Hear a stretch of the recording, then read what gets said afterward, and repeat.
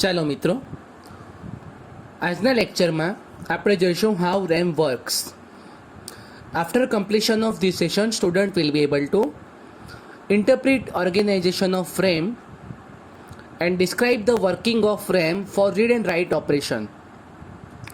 Topics to be covered: organization of RAM, working of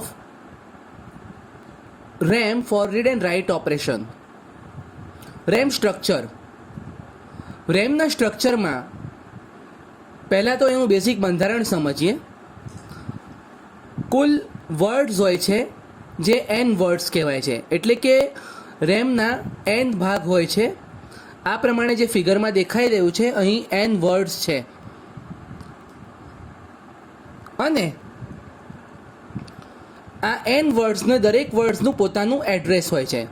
અહીં total words N છે એટલે તમને જો 0થી એનું દરેક વર્ડનું એડ્રેસ આપો તો n-1 સુધી એડ્રેસ આપી શકાય.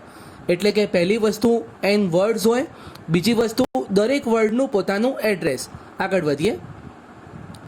ત્રીજું છે દરેક વર્ડની લેન્થ છે એમ બીટની હોય. આપણે માનીએ કે એમ બીટ કોઈ એક નંબર છે એમ, તો દરેક વર્ડ છે એમ લેન્થનું હોય, એટલે કે વર્ડ લેન્થ હોય એ એમ.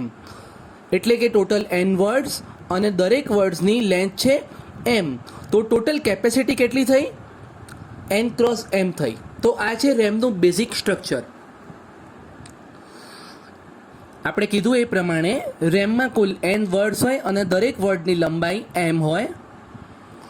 દરેક વર્ડને એક જ યુનિક મેમરી લોકેશન છે, મેમરી એડ્રેસ પણ કહેવાય. અહીંયા જુઓ છો, આ લાઈન છે, આ વર્ડ છે એને 0 એડ્રેસ છે, આને 1 છે, બરોબર છે. એ પ્રમાણે યુનિક એડ્રેસ હોય દરેક વર્ડનું. એકનું એડ્રેસ બીજાનું એડ્રેસ સાથે કોમન ના હોઈ શકે.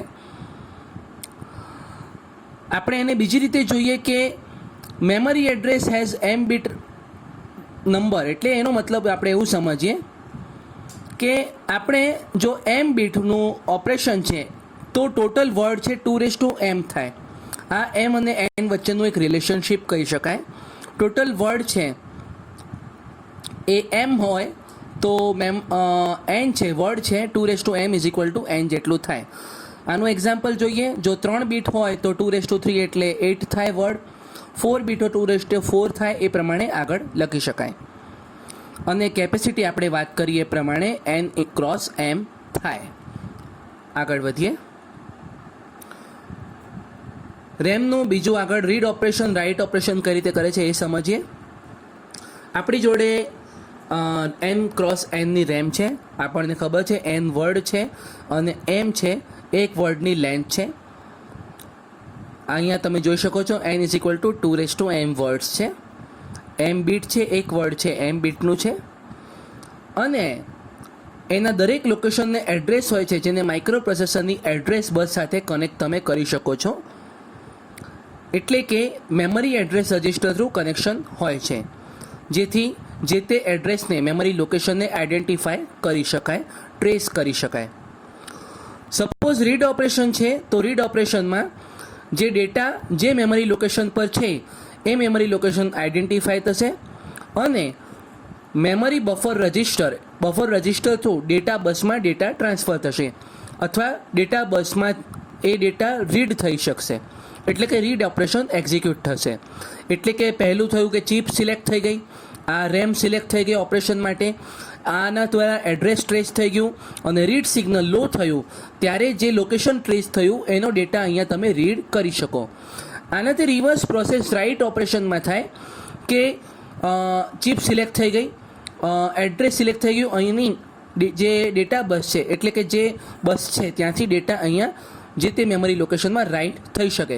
તો આ પ્રમાણે બેઝિક ઓપરેશન હોય છે રેમ માટે. તો સ્ટેપ કયા કયા થયા મેં તમને કીધું એ પ્રમાણે. There are 3 steps. પહેલું છે સિલેક્ટ ધ મેમરી ચિપ. એવી હજારો નંબરની ચિપ હોય, 1000 હોય, 100 or 200 જેટલી ચિપ છે એ દરેક ચિપનું લોકેશન છે. એટલે જે તે મેમરી લોકેશન પરથી જે ચિપ સિલેક્ટ કરી કે આ ચિપ હવે આપણે યુઝ કરવા જઈ રહ્યા છે, એ ચિપમાં મલ્ટિપલ લોકેશન છે. કયા લોકેશનને તમે રીડ અથવા રાઇટ કરવા માંગો છો અને પછી એ સિલેક્ટ થયા પછી તમે read and write operation execute કરો છો. એને ડાયાગ્રામમાં જોઈએ આ વસ્તુને. લેટેસ્ટ છે કે રીડ રાઇટ ઓપરેશન જોઈએ. આપણી જોડે મેમરી લોકેશન છે જે એડ્રેસ બસ સાથે સંલગ્ન છે માઇક્રો પ્રોસેસરની, અને ડેટા બસ છે ડેટાના ટ્રાન્સફર માટે રિલેટેડ છે, કનેક્ટેડ કહી શકાય, જ્યાંથી ડેટા ટ્રાન્સફર એક્ઝિક્યુટ થાય. રાઇટ ઓપરેશન અથવા રીડ ઓપરેશન થઈ શકે. પહેલું છે ચિપ સિલેક્ટ થઈ, જેથી આ પર્ટિક્યુલર સેલ સિલેક્ટ થઈ ગયું. ત્યારબાદ રીડ અને રાઇટ ઓપરેશનની અવેલેબિલિટી પ્રમાણે રીડ અથવા રાઇટ ઓપરેશન રેમમાં થાય છે. તો આ પ્રકારે રોમનું પણ સ્ટ્રક્ચર હોઈ શકે, એ પણ જોઈએ. રોમમાં અગેન લોકેશન તો ફિક્સ છે કે એડ્રેસ છે, દરેક લોકેશનના એડ્રેસ બસ છે, અને ડેટા બસ પણ ફિક્સ છે ડેટાના ટ્રાન્સફર કમ્યુનિકેશન માટે. અને ચિપ સિલેક્ટ કરો તો પર્ટિક્યુલર રોમનો સેલ સિલેક્ટ થઈ ગયો, અને અહીં માત્ર તમને રીડ ઓપરેશન જોવા મળે, કારણ કે રોમમાં રાઇટ ઓપરેશન હોતું નથી. તો આ છે સિમ્પલ સ્ટેપ. તો આજે આપણે શું જોયું? આપણે ઓર્ગેનાઇઝેશન ઓફ રેમ જોયું, રેમ કઈ રીતે ઓર્ગેનાઇઝ થયેલી હોય છે, અને રીડ રાઇટ ઓપરેશનમાં બેઝિકલી કાર્ય કઈ રીતે થાય છે એ આપણે સમજવાનો પ્રયાસ કર્યો. આશા છે કે તમને ખ્યાલ આવ્યો હશે. Thank you and keep learning.